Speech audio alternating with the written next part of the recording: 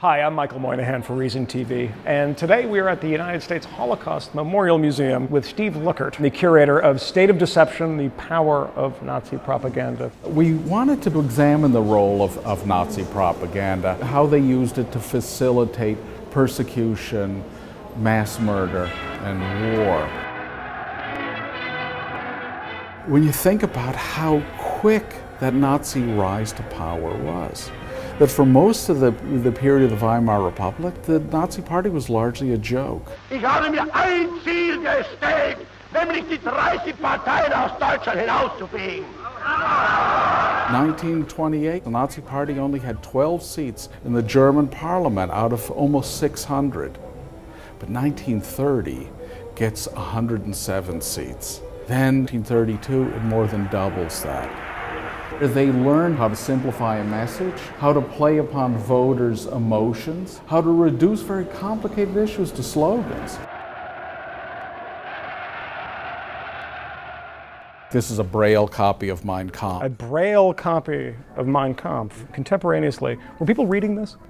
Yeah, particularly those that were the propagandists. This was kind of the Bible for them, that they would draw on what was said in there. And of course, excerpts from Mein Kampf were used everywhere to justify various policies. But this became a bestseller, and Hitler made a fortune off the royalties from this. And it was published in, I think, 16, 17 different languages. These posters inform us a great deal about Nazi thinking and the ways in which they presented images to the public, whether it's of this kind of strong, heroic figure breaking the chains of slavery, this playing upon dissatisfaction with the status quo, the ways in which they engaged in what today we would call niche marketing. So it's women who work in the home, farmers, workers. You don't tend to associate the Nazis with the word freedom, but they used it endlessly. What was the sort of methodology behind choosing these bright red colors? Hitler talked about how in the early 20s he would create posters for his meetings in red because he understood the way it could provoke people, that it was a way to engage an audience, to get them into those beer halls. So are they consciously drawing from the Bolshevik example? I mean, when Goebbels talked about the power of film, one of the films that he always cited was Battleship Potemkin.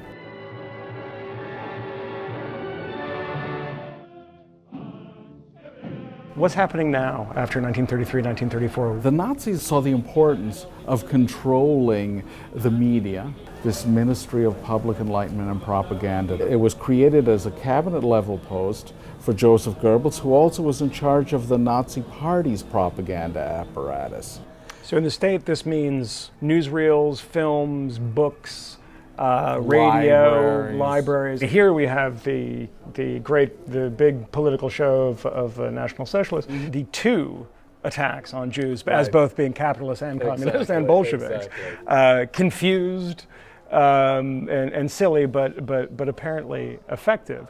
So how does one prepare the population for this kind of machinery of destruction? There is an effort made to both present the Jews as a real physical threat to Germany, and also to identify Jews as being the powers behind the enemy. They would show these Soviet atrocities against the local population, and then identify the Jews as the perpetrators of that.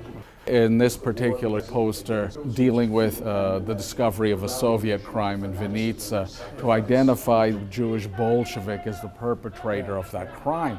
Is this the original painting? Yes. It is? Yeah.